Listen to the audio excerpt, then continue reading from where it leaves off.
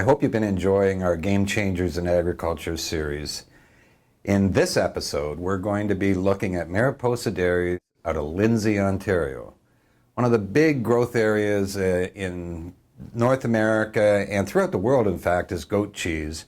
And Mariposa Dairy is a state-of-the-art operation that has been created strictly based on goat cheese, strictly state-of-the-art.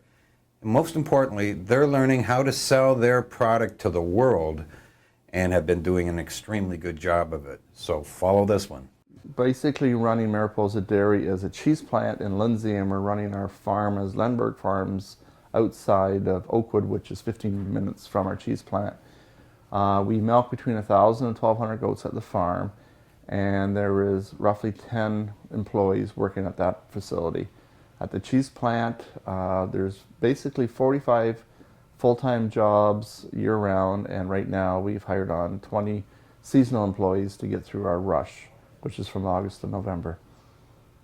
We are processing almost 6 million liters of goat's milk a year.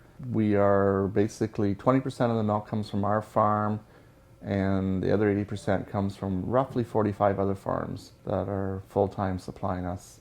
When you're growing, having the staff around you to produce and keep up the skill level that's required. In the last 3-4 years, we've hired a lot of professional people that have graduated with degrees in food or electronics or robotics or engineering. We used to do all of this work by hand, and there's no way that you can package 20, 30,000 pieces of cheese by hand. So we've had to go to automation, and we're going to more automation. And so we're hiring people with the skill set to run that equipment. Half our sales go to the US, and American Thanksgiving is very big for us. And then we have the Christmas season also after the fact. About 96% of the cheeses that we make here are soft type Chev products. We do have an artisanal line that we make some hard artisanal goat's milk cheeses. So the steps of cheese making is, you basically have to have a dairy herd producing milk. A good dairy goat under good nutrition will give anywhere between 3 and 6 liters of milk a day. And so they have to milk twice a day, even on Christmas. And as soon as the milk is harvested from the goat, it needs to get refrigerated ASAP in order to keep it very clean tasting. Twice a week we bring milk from our farm over to the cheese plant, and then we pasteurize the milk. We take it up to 164 degrees for 20 seconds, and then we drop it down to 70, 75 degrees and put it in a culture tank.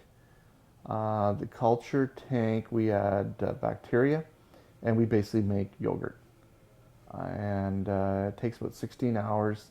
And we're basically dropping the pH of cheese from 6.5 down to 4. So it's an acid set type of cheese. Once it's down to 4 and looks like yogurt, then we pump the cheese and put it in pillowcase bags. And the beauty of pillowcase bags is the cheese will stay in the bag, but the whey will go out through the bag. You put 100 pounds into a bag, and when you're all said and done, there's 15 pounds of cheese left, and the other 85 pounds of whey has gone through the bag.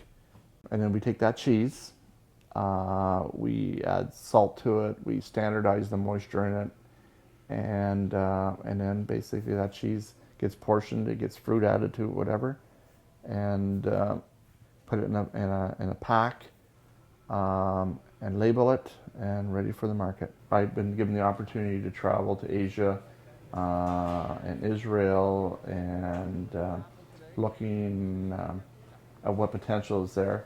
So we have started moving some product to Asia, and we are working with some partnerships with companies in Israel to produce products that they make for the North American market. We're looking at partnerships just to make use of our facilities and help our community out. And we feel Asia is where Canada was 25 years ago. It has a huge potential, and if we don't get in the ground floors, someone else will. So that's why we're looking at it. And Vietnam had come over to see us, and one of the larger dairy processors from Vietnam had been at our plant and was looking at some of the technology that we had developed. So to work with that relationship, it was agreed on that I should probably go over and see what he has and see how we could work together. And so I went over to Vietnam and looked at his dairy and looked at his his processing factory and looked at the farms that were shipping him milk and things like that. And I really had my eyes opened. I expected a cheese plant, yogurt plants, dairy packaging plant to be very labor intensive. And I walked into the most automated plants I've ever seen.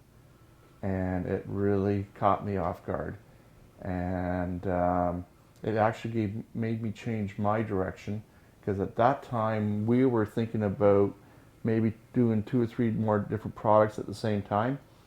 And when I came back from Vietnam, I went to my plant manager and I said, we can't go 3 or 4 products. We got to figure out how to get our #1 product out the safest and the cheapest way possible that we can to be competitive, because if we don't, we're going to have competition at our door in a few years. And that was a real eye-opener for me.